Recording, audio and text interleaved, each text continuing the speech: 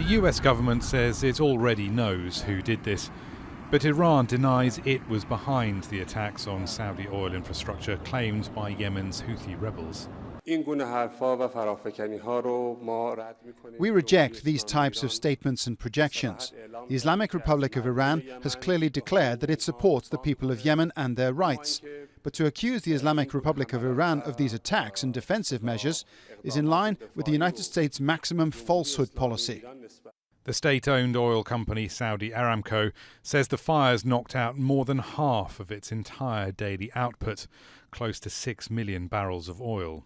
Donald Trump warned Iran that the US is locked and loaded to respond to the strikes on ABBAS, but other countries are urging caution. The Houthis have taken responsibility for these attacks. At the moment, we are analyzing, along with our partners, who is responsible for this attack and how it could happen. We need to do so with the necessary calm. We have noticed the relevant reports. Pondering who is to blame in the absence of a conclusive investigation, I think is in itself not very responsible. China's position is that we oppose any moves that expand or intensify conflict. The impact of an estimated 5% dip in global supplies sent oil prices on a wild ride, up 20% before coming back down some. Investors and analysts were also initially spooked.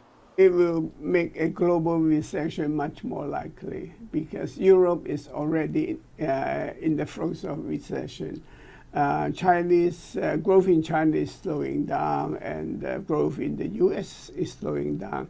The last thing we need is a spike in oil prices and a disruption in oil supply.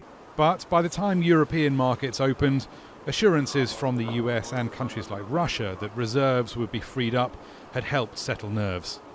Although some European markets opened down a little, contagion from this attack does appear to be limited for the moment. But as Donald Trump's bellicose tweets highlight, this is a volatile situation.